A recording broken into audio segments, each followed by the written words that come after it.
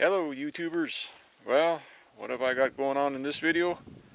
I'm working on a Jonsered 2171 turbo. Uh, Backstory on this saw, I don't know the backstory.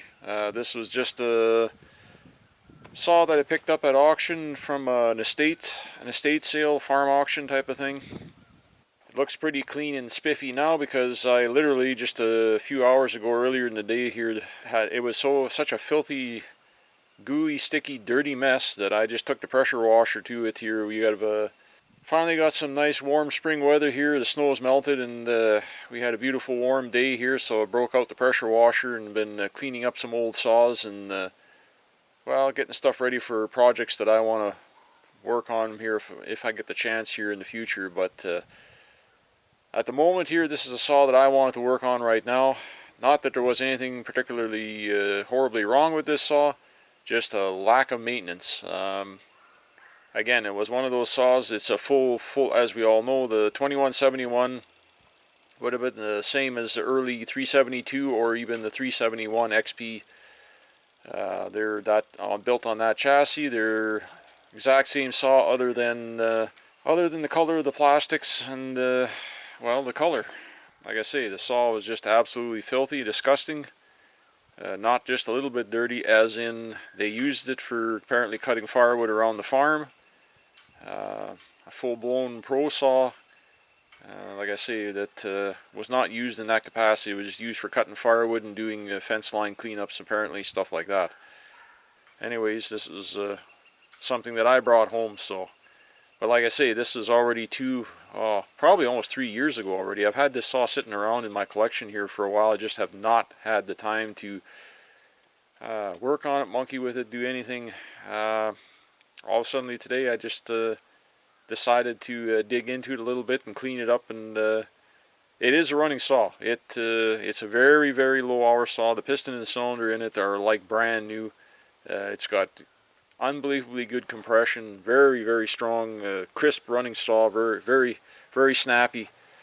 I have had it running, but it had some issues, like I say, to get it running. They had the wrong spark plug in it, for one. I went ahead and swapped this out for, I had the right style of, I'm going to replace it with a NGK BPMR7A, which is what they're supposed to have. This had some oddball. They had don't know what they did. They swapped the plug out, maybe used it for something somewhere else, I don't know. But anyways, it was one of those long snout, long porcelain type plugs. The wrong plug, because it didn't really clear the cover proper, and they kind of forced the cover back on, and they kind of warped the plastic a little bit here on the back part of the cover. This morning here, I had it out in the warm sunshine here. It was front of the shop door here. It was actually quite hot, and the plastic had gotten back to sort of like a semi-malleable state, so I was able to, I literally just twisted and held it with my hand until the old memory in the plastic came back, or still there, but I reshaped it back into form, and now it's everything fits up good again on the top cover. That and they had never changed the fuel filter in here since it was brand new, because what I took out was brown, disgusting. It wasn't dirty, it was just all varnished up and aged. So I had a spare new fuel filter, put a new fuel filter in it. Fuel lines, the impulse line are all nice and pliable yet. They're not mushy, they're not rotten. But I literally stripped everything down off the saw. I went ahead and pulled the side cover, the air shroud off. Of course, I got the top cover off. I took the side off, and I took the pressure washer to it, and just literally gobs and gobs of dirt and grease. And like I say, the saw had never been cleaned. I do believe they had disclosed that at the auction sale, that it was just as is, where is type of thing. It never been cleaned. They just used it and parked it, and that was it. So. But it was still sold as a running saw, and yes, it is. I brought it home. I swapped out the fuel filter, rinsed the gas tank out, put fresh fuel in it, and a few pulls in it, fired right off, and it's a good running saw.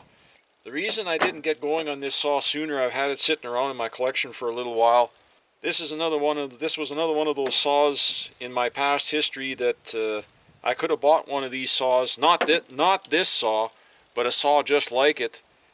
Uh, Back in the day when these were brand new, being sold off the dealer's shelf, my local dealer had one he had on his shelf that he had sitting around for a few months that just happened that nobody was interested in buying at the time, and he offered it to me, and I turned him down because the local log market had gone flat. The mills weren't really taking much wood.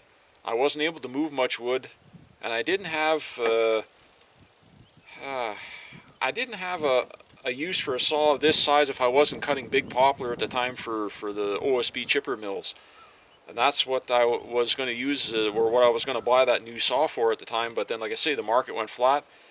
My dealer offered me a heck of a discount. He was willing to sell it to me at cost. He had talked to the distributor. They said, yeah, let it go for cost. If you got a good customer that's you've known for years, let him have it for at cost.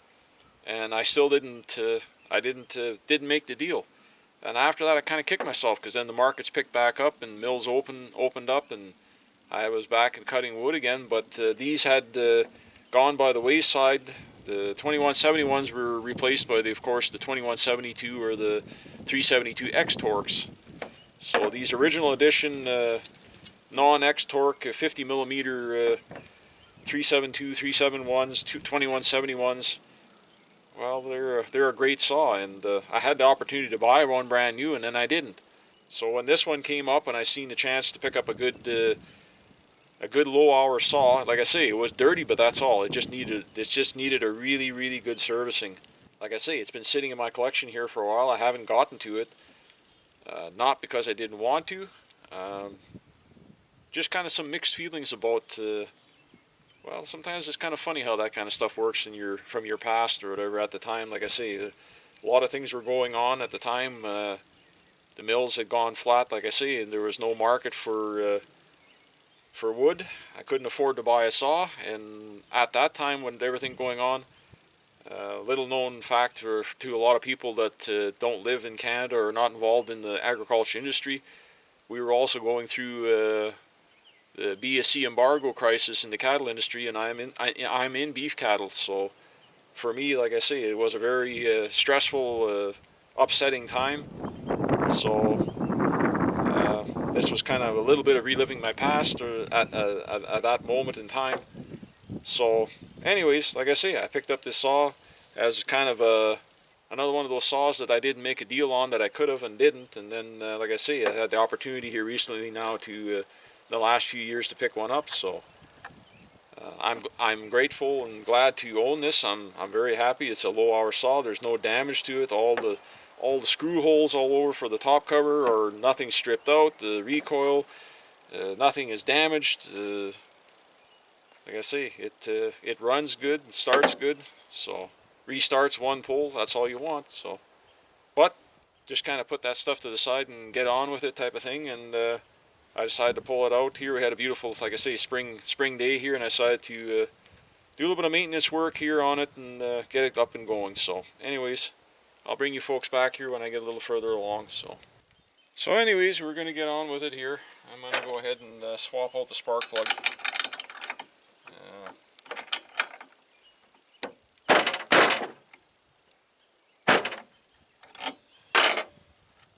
Like I say, they had not this plug, they had some kind of other, I don't even know, it was just an oddball, no-name brand plug they had shoved in there, a cheap lawnmower spark plug, like a BLM2 type with the long. It had the right electrode end on it, the right thread and everything, but the wrong top, too long. I have one of these, I had a Champion. It's for chainsaws. It's not a lawnmower plug. It was an RCJ6Y. It's a number 6 type heat range instead of a number 7. But I do believe in the Champion that crosses over to the NGK BP MR7A. This is basically a brand new plug. I took it out of another saw that actually Husqvarna saw brand new that I bought a number of years ago. I don't like Champion plugs. I've had bad past experiences with them. I don't know why, but every time that I've tried to run them in some sort of a professional capacity, I've literally had these champion plugs destroy 2 motors in push lawnmowers when I used to do, years ago when I was a teenager, I had a contract cutting grass at like a couple of different seniors housing complexes, and I literally had the porcelains shit out the end of them and go into the motor and destroy the piston in a brand new push lawnmower, a Briggs and Stratton. And that's what Briggs and Stratton at the time recommended, was to use champion spark plugs, like the old J8 series type of thing or whatever. So I got another good used lawnmower that was like new, and literally a couple month later or so, I think it was, again the friggin' bought at a different supply company or hardware store or whatever. Went and put a new champion plug in it. Same shit again. It screwed up another friggin' lawnmower. So I said I was never going to use frickin' champion plugs again ever in any of my power equipment. And other people said, no, that's just baloney. There's nothing. That's got nothing to do with it. That's not an issue. Well, literally that fall, my brother was cutting wood with a Jonsered. I don't remember what model of saw he had at the time, and he had put a brand new champion plug in it. And 2 days later, wouldn't you know it, it shit the porcelain out and frickin' blew up his saw. So after that, we said no more of these friggin' champion spark plugs. We're sticking with NGK plugs. Now, apparently, some of the new NGK plugs that they're making in Brazil, which this comes from Brazil, they're now starting to crap the porcelains out and destroying saws. I'm not just saying that or conspiracy theory. There's been some talk even here on YouTube here, Donnie Walker was saying that they're seeing it coming through their shop, that some of the worst plugs right now that they're running into are the Bosch plugs, because they're no longer the made in Germany Bosch plugs. It used to be good quality plugs. I don't know where they're making them, in China or something like that now.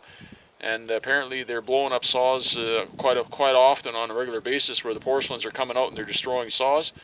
And he said he's now seen it happening with a few of the NGK plugs, I believe. So kind of disheartening to know that shit's going on or whatever now in the marketplace. But I guess everybody's cheaping out and making plugs wherever. So anyways, regardless, I'm putting a NGK plug in, so hope nothing bad happens. But so far I put new plugs in a bunch of saws here the last year here, some of my project saws that I've rebuilt, and everything has been holding together so far. Nothing's blowing up or nothing is shit out of porcelain yet. So now when you put in these new spark plugs, make sure that they've got that double squish washer on the bottom there, that 2-ply. If you just bring them up snug, they're not like a plug that's already been seated. You have to bring them up. It feels kind of mushy. Don't over tighten it, but you have to bring them up so that you feel it actually stop moving, and you hit bottom, so to speak. Now you can loosen them up a quarter turn, and then bring them back up, and then seat them, and then there. Now you're good. You're good to go. So, like I say, it's getting a new plug. I already put a new gas filter in it here, fuel filter, a few days ago when I was last piddling around with it. When I pulled it out of storage, so to speak, I guess. I went ahead and pulled the clutch drum out, checked the clutch bearing and everything, and that's everything is like brand new. This thing has seen very, very little run time. It's a very nice shape. Everything is, the clutch is in excellent condition, but all of this was all packed full of crud and dirt. Like I say, it never been cleaned, so very important that you pull your saws apart every now and again and service and maintain, clean them. So, and there we go. Got to make sure your drum is engaged with your oiler there properly. The sprocket they have on here, they did swap it out. I'd say it's got maybe half a chain on. It's got a tiny bit of wear, but it's nothing terrible or horrible. I'm not going to bother putting a a new drive on it. I'm just going to reuse what I have there. These E-clips, you got to be careful you don't go flying all across the whatever. I like to always try and keep one thumb on it when I'm pushing it down. Using a screwdriver isn't the best. I prefer sometimes to use a pair of flat nose pliers just to, there we go. But I still like to keep a thumb on them though, or a finger on it it doesn't hurt to just rotate it a little bit to make sure that that clip to rotate it in that slot on the end here, just to make sure that it is seated in there like it should be. There we go. We're good that way. I got a good used bar here in my collection here. This is actually an old Sumara. This isn't a lightweight, this is a standard Sumara solid steel bar. It's not a laminate, it's not press welded, not the press welded type. This is an actual one-piece steel bar. It is pretty heavy. This is a 20-inch bar. I don't like running 20-inch or any of those type of variants. I prefer a 16, 18-inch here because, like I say, our wood isn't that big. 18-inch bar with kind of an aggressive chain is kind of what I run. But I had this in my collection here, and actually I think back in the day Jonsered used to have a deal on a lot of their pro saws, like their 2156s and 2171s and 2172s and all that. There for a few years, or at least the 2171s that I know, they came kind of equipped with these black tip bars. Now this one here, I just went ahead and repainted the tip here because they were just like a polished steel, and then they had like a clear coat lacquer on them. And it's got a little bit here, a couple spots here of lacquer left on it, but it's pretty much all rubbed off. But that's how they came from the factory, and they just said they were either branded Total Bar or just said Samara on Samara Pro or something like that, or else it said Jonsered Pro on here. But they were Samara bars, and this one it's got the stamping on the nose, on the tip, and it has over here. I don't know if it probably won't show up on the camera, but it says Samara right on there. So at least that's if I'm saying it correct or right. Probably not, but anyways. So I just thought I'd clean it up and dress it up a little bit, and went ahead, like I say, repainted the tip on it black, because that's what they were. They were, like I say, just polished steel with black tips. So I went ahead and cleaned it up and repainted the tip just to make it look all nice and fancy again, so to speak. And I'm going to be running Oregon. This is a 58 gauge bar, so a 73 EXL, 72 driver because it's a 20-inch bar. I went ahead to my local dealer and picked up a new loop here the other day when I was in town. So go ahead and throw this on here, and I went ahead and dressed up this bar. Had a little bit of a burr on it, nothing horrible. So, anyways, like I say, the depth and everything are still they're a bit faded on here, but they're still all everything's still like I say, intact on this old bugger yet. So.